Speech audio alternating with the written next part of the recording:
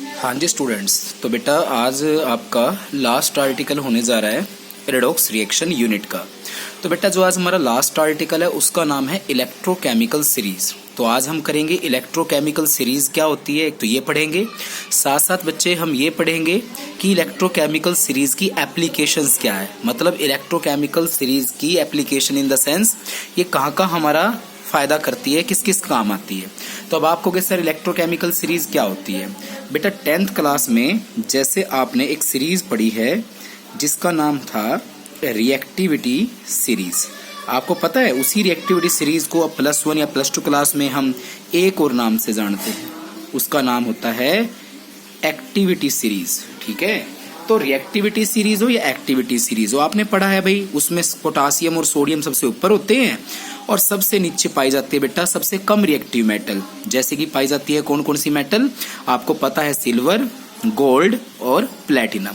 तो आपने देखा जैसे वो एक सीरीज थी जिसमें मेटल्स को उनके किस में रखा गया था, decreasing order of there reactivity, उनके रिएक्टिविटी के घटते हुए क्रम में रखा गया था। ठीक है, रिएक्टिविटी। ठीक है, तो बच्चे जैसे ये रिएक्टिविटी सीरीज है, आज हमारी है कौन सी सीरीज, इलेक्ट्रोकेमिकल सीरीज। तो बेटा ये यहाँ पर समझाना बड़ा जरूरी है, अगर मैं यहाँ नहीं समझाऊंगा तो आपको कुछ नहीं पल्ले पड़ेगा। तो आज का हमारा आर्टिकल है इलेक्ट्रोकेमिकल सीरीज। तो मैं बता दूं बेटा, अब आपको कि सर यहाँ नोट्स में तो नहीं बनी हुई यहाँ पर इलेक्ट्रोकेमिकल सीरीज, बेटा मैंने बनाई ही नहीं, बुक में बनी हुई है, मैं वही थोड़ी रफली बना देता हूँ। बेटा देखो जैसे आप लोगों को तो एक्टिविटी या रिएक्टिविटी सीरीज याद हो गई होगी, ठीक है, वो तो चलो छोटी थी, लेकिन जो ये इलेक्ट्रोकेमिकल सीरीज है तो बहुत बड़ी है। आपको पहली बात तो याद करनी नहीं, और अगर याद करना चाहोगे तो याद होगी नहीं। तो मैं बताता हूँ, जैसे यहाँ पर मेटल्स को रखा गया था ना रिएक्टिविटी सीरीज में, इलेक्ट्रोकेमिकल सीरीज में किसको अरेंज किया गया है, इलेक्ट्रोड्स को। तो जैसे कि यहाँ पर इलेक्ट्रोड्स लिखूंगा मैं और यहाँ उनकी ई नोड की वैल्यू। अब आपको कि सर ई तो होता है इलेक्ट्रोड पोटेंशियल और नोड का मतलब हो गया स्टैंडर्ड इलेक्ट्रोड पोटेंशियल। अब आपको कि सर स्टैंडर्ड इलेक्ट्रोड पोटेंशियल भी दो प्रकार का होगा, या तो स्टैंडर्ड रिडक्शन पोटेंशियल या स्टैंडर्ड ऑक्सीडेशन पोटेंशियल।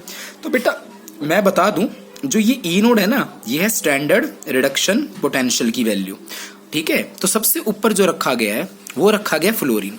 कहते हैं फ्लोरीन के इलेक्ट्रॉन लेकर F- फ्लोराइड आयन बनाने की जो क्षमता है ना, देखो रिडक्शन का मतलब गेन ऑफ इलेक्ट्रॉन, तो रिडक्शन पोटेंशियल का मतलब इलेक्ट्रॉन लेने की क्षमता यहां पर रखी गई है। कहते हैं सबसे ज्यादा है 2.87 वोल्ट। तो बेटा फ्लोरीन की इलेक्ट्रॉन लेने की क्षमता है +2.87 वोल्ट। ठीक है, ऐसे ही बहुत सारे इलेक्ट्रोड रखे गए हैं। अब बीच में दिया हुआ है हाइड्रोजन इलेक्ट्रोड। हाइड्रोजन के H+ के इलेक्ट्रॉन लेकर H बनाने की जो क्षमता है वो है 0.0 वोल्ट। और वो तो आपको वैसे भी पता है बेटा कि जो हमारी हाइड्रोजन होती है उसकी इलेक्ट्रोड पोटेंशियल 0 होती है, इलेक्ट्रॉन लेने की क्षमता भी और इलेक्ट्रॉन देने की भी। ठीक है, और उसके बाद सबसे लास्ट में है लिथियम Li+। के इलेक्ट्रॉन लेकर Li यानी कि लिथियम बनाने की जो क्षमता होती है बेटा वो होती है -3.05 वोल्ट। तो अब आपने देखा डेफिनेशन क्या बनेगी, पहली डेफिनेशन क्या बनेगी कि ये एक ऐसी सीरीज है जिसमें इलेक्ट्रोडों को अरेंज किया गया है उनके घटते हुए स्टैंडर्ड रिडक्शन पोटेंशियल के क्रम में। तो देखो लिख रखा है A series in which electrodes are arranged in order of their decreasing standard reduction potential. तो पहली डेफिनेशन क्लियर हो गई। अब आपको कि चलो सर ठीक है हमें डेफिनेशन समझ में आ गई है, तो बेटा मैं बता दूं इसकी 4 डेफिनेशन बना रखी है मैंने।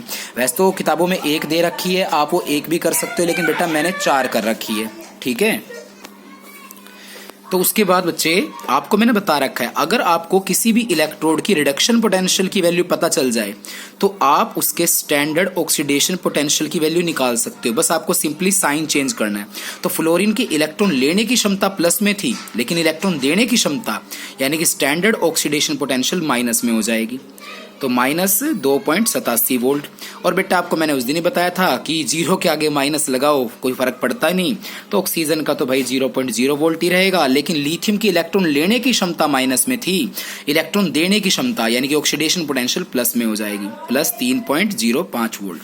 तो आपने देखा एक और डेफिनेशन बन गई, मतलब रिडक्शन पोटेंशियल के तो घटते हुए क्रम में है लेकिन ऑक्सीडेशन पोटेंशियल के बढ़ते हुए क्रम में है। तो आपने देखा ये एक ऐसी सीरीज है जिसमें इलेक्ट्रोडों को अरेंज किया गया है उनके बढ़ते हुए स्टैंडर्ड ऑक्सीडेशन पोटेंशियल के क्रम में। तो आशा करता हूं बच्चे आपके दोनों डेफिनेशन समझ में आ गई होगी। अब तीसरी और चौथी डेफिनेशन समझाऊंगा, लेकिन पहले यहां देखो, मान लो ये भुवनेश्वर है, ठीक है, भुवनेश्वर को चाहिए इलेक्ट्रॉन। अगर भुवनेश्वर को इलेक्ट्रॉन मिल गए तो भुवनेश्वर का क्या हो जाएगा, रिडक्शन हो जाएगा। आपको क्या लगता है ये इलेक्ट्रॉन मुझे जल्दी कौन देगा, फ्लोरीन देगा या लिथियम देगा? आपने देखा फ्लोरीन की इलेक्ट्रॉन लेने की क्षमता प्लस में है और देने की माइनस में है। क्या आपको लगता है वो बढ़िया है एक प्रकार का, वो बढ़िया मुझे इलेक्ट्रॉन दे पाएगा? बेटा प्लीज अगर कोई बढ़िया हो तो फील मत करना। कहने का मतलब है वो इलेक्ट्रॉन देने की क्षमता माइनस में है, मतलब बहुत कम चांसेस है। अगर बहुत कम चांसेस है तो वो मुझे लेट देगा, अगर लेट देगा तो मेरा रिडक्शन लेट होगा। इसका मतलब फ्लोरीन मेरा रिडक्शन अगर करवाना चाहे तो बहुत लेट करवाएगा, यानी कि वो क्या हुआ, एक वीक रिड्यूसिंग एजेंट हुआ। रिड्यूसिंग एजेंट वो होता है जो सामने वाले का रिडक्शन करवाए।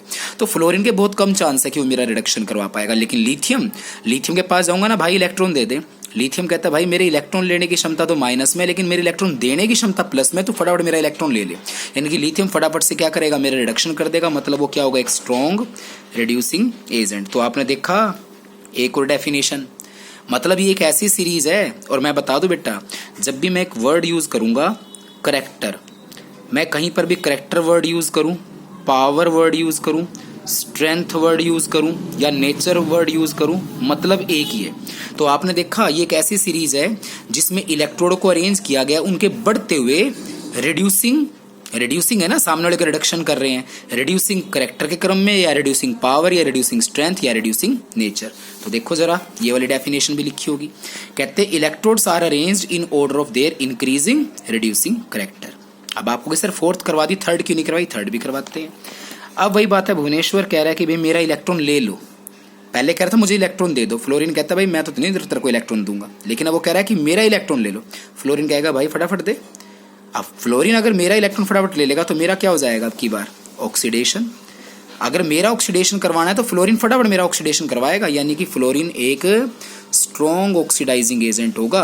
जबकि लिथियम को अगर मैं कहूंगा ना भाई लिथियम मेरा इलेक्ट्रॉन लियो, लिथियम कहता है भाई मेरे इलेक्ट्रॉन लेने की क्षमता है माइनस में, तो मैं तो तेरा इलेक्ट्रॉन लूंगा नहीं, यार लूंगा तो बहुत मुश्किल से लूंगा। तो वो क्या हो गया, वो मेरा ऑक्सीडेशन बड़ा मुश्किल से करवा पाएगा, तो वो एक वीक ऑक्सीडाइजिंग एजेंट होगा। तो समझे कुछ? तो अगर मैं ऑक्सीडाइजिंग स्ट्रेंथ या ऑक्सीडाइजिंग करेक्टर के हिसाब से देखूं तो ऑक्सीडाइजिंग करेक्टर क्या हो रहा है, सामने वाले को ऑक्सीडाइज करने की क्षमता क्या हो रही है, घट रही है, स्ट्रॉन्ग से वीक की तरफ जा रही है। तो तीसरी डेफिनेशन बन गई बेटा हमारी, the series in which electrodes are arranged in order of their decreasing oxidizing character. Character बोलू बेटा, स्ट्रेंथ बोलू, पावर बोलू, नेचर बोलू, बात एक ही है। तो बच्चे उम्मीद करता हूं कि आपको इलेक्ट्रोकेमिकल सीरीज की चारों डेफिनेशन समझ में आ गई होगी। अब बच्चे बात करते हैं किसकी, अब बात करते हैं इसकी एप्लीकेशंस की। मुझे 1 मिनट देना बस।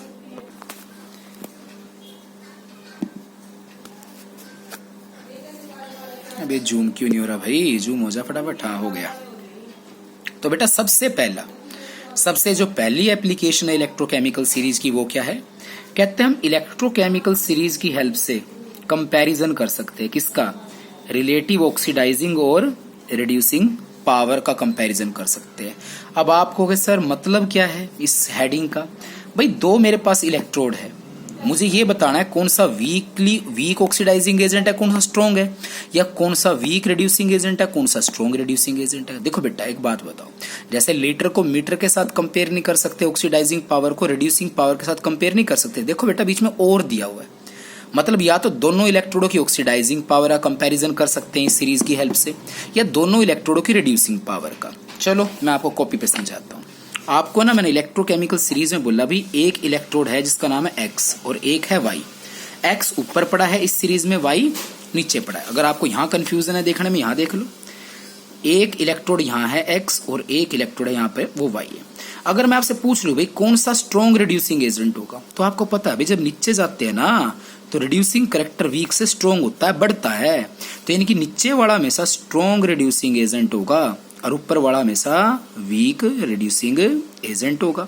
लेकिन अगर मैं कहूं भाई कौन सा इन दोनों में से स्ट्रॉन्ग ऑक्सीडाइजिंग एजेंट है, तो ऊपर से नीचे जब जाते हैं तो ऑक्सीडाइजिंग करैक्टर घटता है, तो जो वीक रिड्यूसिंग एजेंट होगा वो स्ट्रॉन्ग ऑक्सीडाइजिंग एजेंट होगा, और जो सा स्ट्रॉन्ग रिड्यूसिंग एजेंट होगा वो वीक ऑक्सीडाइजिंग एजेंट होगा। तो मतलब सिर्फ पोजीशन देख के कि कौन सा ऊपर पड़ा है कौन सा नीचे पड़ा है, हम ये बता सकते हैं कि वीक रिड्यूसिंग एजेंट कौन सा है, स्ट्रॉन्ग कौन सा है, या स्ट्रॉन्ग ऑक्सीडाइजिंग एजेंट कौन सा है, वीक कौन सा है। समझ में आई? सिर्फ पोजीशन देख के पता लगा सकते हैं। जैसे यहाँ पे पोजीशन देख के पता लगा लेते थे ना, एक मेटल ऊपर है और एक नीचे है।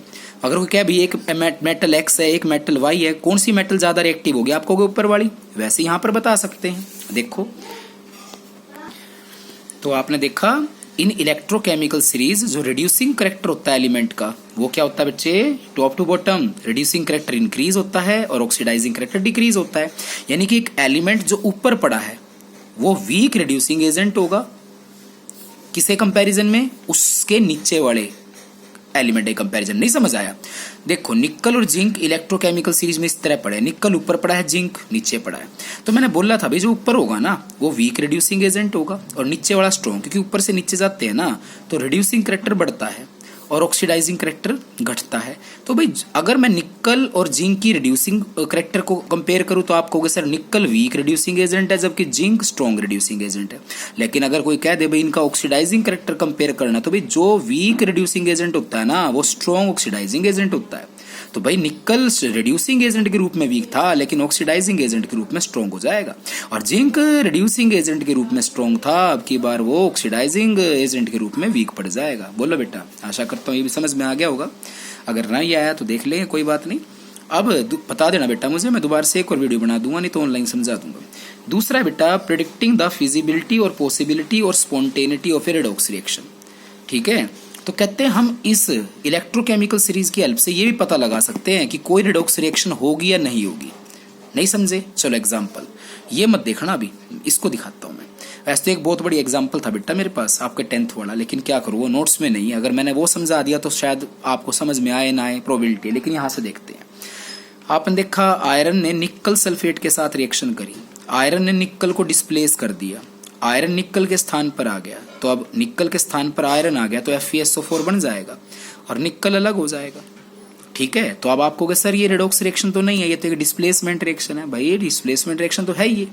जैसे भाई मैं एक टीचर तो हूँ, क्या मैं इंसान नहीं हूँ? वैसे एक रेडॉक्स रिएक्शन तो ये एक डिस्प्लेसमेंट रिएक्शन तो है। लेकिन अब ये दिखाता हूँ मैं आपको, ये रेडॉक्स रिएक्शन है ये। इसको स्प्लिट करके लिख लो। आयरन को तो एज इट इज लिखेंगे, निकल सल्फेट को तोड़ के लिखा तो Na2+ हो गया और SO4 2- हो गया, FeSO4 को लिखा तो Fe2+ हो गया, SO4 2- हो गया और Na as it is. Sulphate spectator है ना, काट दिया। अब आपने देखा Fe Na2+, Fe2+, Na, बस ये 4 चीजें बची। आपने देखा Fe किस में कन्वर्ट हो रहा है, Fe2+ में। पॉजिटिव चार्ज बढ़ रहा है, पॉजिटिव चार्ज जब बढ़ता है इसका मतलब लॉस ऑफ इलेक्ट्रॉन हो रहा है, इसका मतलब आयरन का ऑक्सीडेशन हो रहा है। और निकल 2+ से निकल 0 में जा रहा है, इसका मतलब वहां पॉजिटिव चार्ज घट रहा है, यानी कि वो गेन कर रहा है इलेक्ट्रॉन का, यानी कि वहां रिडक्शन हो रहा है। अब खुद समझदार हो बेटा, ठीक है। हमारी सीरीज में ऊपर वो स्पीसीज होगी जो इलेक्ट्रॉन गेन करना पसंद करती है और नीचे वो स्पीसीज होगी जो इलेक्ट्रॉन लूज करना पसंद करती है। अब पहले ये देखो कि इलेक्ट्रॉन गेन कौन कर रहा है आपकी रिएक्शन में। इलेक्ट्रॉन गेन कर रहा है निकल, यानी कि निकल पाया जाना चाहिए ऊपर, और इलेक्ट्रॉन लूज कौन कर रहा है, आयरन। तो आयरन कहाँ पाया जाना चाहिए, नीचे। यानी कि अगर किसी रेडॉक्स रिएक्शन की कोई स्पीसीज जो इलेक्ट्रॉन गेन कर रही है वो ऊपर पाई जाती है सीरीज में, और जो इलेक्ट्रॉन लूज कर रही है कोई वो स्पीसीज नीचे पाई जाती है, तो वो रेडॉक्स रिएक्शन 110% होगी। जैसे ये इस रिएक्शन में मैंने बोला ये रिएक्शन तब होगी अगर गेन करने वाली स्पीसीज निकल तो ऊपर हो और लूज करने वाली स्पीसीज आयरन नीचे हो। तो लिख रखा है ना यहाँ पर, ये पढ़ते हैं। कहते हैं रेडॉक्स रिएक्शन तब पॉसिबल होती है, देखो आगे भी बात, अगर इलेक्ट्रॉन एक्सेप्ट यानी कि गेन करने वाली स्पीसीज ऊपर होगी और इलेक्ट्रॉन रिलीज करने वाली स्पीसीज नीचे होगी। अब आपको कि सर हमें क्या पता निकल ऊपर है आयरन ऊपर है, देखो साफ लिख रखा है और आप देख भी सकते हो बुक में इलेक्ट्रोकेमिकल सीरीज में। तो निकल हमने बोला था ऊपर होना चाहिए और निकल एक्चुअल में भाई ऊपर है आयरन से, तो निकल फटाफट से इलेक्ट्रॉन गेन करेगा और आयरन लूज करेगा, इसका मतलब ये रेडॉक्स रिएक्शन पॉसिबल है। अगर इस रिएक्शन को उल्टा कर दूं ना बच्चे, फिर ये पॉसिबल नहीं होगी। ठीक है बच्चे, क्योंकि अगर उसको रिवर्स कर दिया ना तो निकल लूज करेगा और आयरन गेन करेगा। तो ये होगी बच्चे इसकी दूसरी एप्लीकेशन।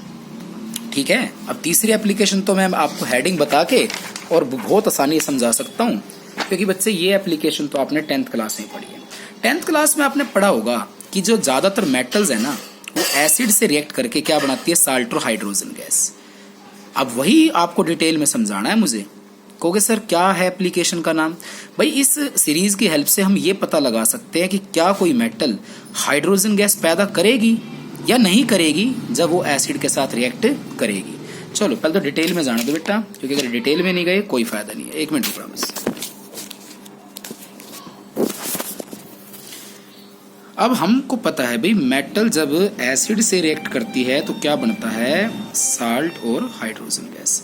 कहोगे सर ये तो पता ही है हमें, चलो इसको थोड़ा डिटेल में समझाते हैं। मेटल में मैंने जिंक ले लिया, एसिड में मैंने HCl ले लिया, हाइड्रोजन गैस बन के तैयार हो गई। 2 हाइड्रोजन, यहाँ 1 हाइड्रोजन मैंने 2 लगाया, क्लोरीन 2 हो गए, तो साल्ट क्या बन गया, ZnCl2 बन गया। ठीक है, अब इसको स्प्लिट करके लिखते हैं, Zn 2H+ बन गए, 2Cl- बन गए। इसको तोड़ के लिखूंगा, Zn2+ बन गया, 2Cl- बन गए और H2 बन गया। आपको पता है क्लोरीन तो स्पेक्टेट रहा है ना, मैंने काट दिए, तो बचा क्या, Zn2H+, Zn2+ प्लस में H2। आपने चीज नोट करी, Zn हमारा जो मेटल है ना वो Zn2+ में बदल रहा है, मतलब वो 2 इलेक्ट्रॉन छोड़ रहा है, लूज कर रहा है, और उसके द्वारा छोड़े गए 2 इलेक्ट्रॉन हमारा एसिड का जो H+ है ना, देखो एसिड के H+ कितने थे, 2, HCl ने 2 H+ छोड़े और बेचारे जिंक ने 2 इलेक्ट्रॉन छोड़े। अगर जिंक के द्वारा छोड़े गए 2 इलेक्ट्रॉन बारी बारी से इन दोनों H+ को मिल जाए तो ये बेचारे H+ किस में कन्वर्ट हो जाएंगे, H में। हाइड्रोजन एटम मिलकर क्या बना लेंगे, हाइड्रोजन गैस का मॉलिक्यूल बना लेंगे। तो आपने चीज नोट करी, केवल वही मेटल्स एसिड के साथ रिएक्ट करके हाइड्रोजन गैस बना सकती है जो इलेक्ट्रॉन लूज करेंगी। अगर वो मेटल इलेक्ट्रॉन लूज कर रही है तभी तो एसिड के H+ उनको गेन करके हाइड्रोजन गैस बना रहे हैं। यानी कि अगर किसी मेटल में इलेक्ट्रॉन छोड़ने की क्षमता ज्यादा है तभी वो हाइड्रोजन गैस बना पाएगी एसिड के साथ रिएक्ट करने पे। अब आपने देखा हाइड्रोजन और फ्लोरीन इस पोर्शन में इलेक्ट्रॉन गेन करने की क्षमता सारी किसमें है, प्लस में, और इलेक्ट्रॉन छोड़ने की क्षमता है किसमें, माइनस में। यानी कि साफ साफ पता चल रहा है बच्चों, जो ऊपर वाले पोर्शन में मेटल पाई जाएंगी ना वो कभी भी इलेक्ट्रॉन छोड़कर राजी नहीं है, और इलेक्ट्रॉन छोड़कर राजी नहीं है तो कभी भी उनके वो इलेक्ट्रॉन छोड़ेंगी नहीं, तो एसिड के H+ को इलेक्ट्रॉन मिलेंगी नहीं और हाइड्रोजन गैस बनेगी नहीं। यानी कि ये ऊपर वाले पोर्शन वाली मेटल्स कभी भी हाइड्रोजन गैस नहीं बना पाएंगी, इसलिए इनको क्या बोला जाता है, इनएक्टिव मेटल्स बोला जाता है। क्या बोला जाता है, इनएक्टिव मेटल्स। जबकि नीचे वालों की इलेक्ट्रॉन गेन करने की क्षमता तो है माइनस में और इलेक्ट्रॉन छोड़ने की है प्लस में, सबकी प्लस में है। तो इसका मतलब वो आसानी से इलेक्ट्रॉन छोड़ देगी, आसानी से इलेक्ट्रॉन छोड़ देगी तो उनके द्वारा छोड़े गए इलेक्ट्रॉन H+ को मिल जाएंगे, H+ बनाकर हाइड्रोजन गैस बना देगी। इसका मतलब ये नीचे वाले पोर्शन वाली मेटल्स आसानी से हाइड्रोजन गैस बनाएगी, इसलिए इनको क्या बोला जाता है, एक्टिव मेटल्स बोला जाता है। ठीक है बेटा, तो अब 4th एप्लीकेशन रह गई है, ये बेटा अगले लेक्चर में हो पाएगी। ठीक है, क्योंकि इतनी मैं इसको फॉर्मेलिटी के साथ नहीं करवाना चाहता। अगर आपको ये नहीं आती ना बेटा तो आप +2 में बिल्कुल अपाहिज हो, कुछ नहीं कर पाओगे, बिल्कुल भी कुछ नहीं कर पाओगे।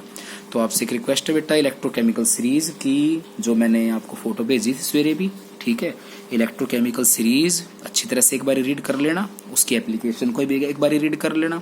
वीडियो ना समझ आए बच्चे 2-4 बार देख लेना, फिर समझ में आ जाएगी। फिर भी ना समझ में आए मुझे फ़ोन कर लेना, मुझे मैसेज डाल देना। ठीक है बेटा, ये बता देना मुझे, मैं दोबारा से वीडियो बना के समझा दूंगा या बच्चे ऑनलाइन समझा दूंगा। ठीक है बेटा, तो 4th एप्लीकेशन पेंडिंग है, उसके बाद हमारा ये चैप्टर कंप्लीट, फिर अगला चैप्टर करेंगे। ठीक।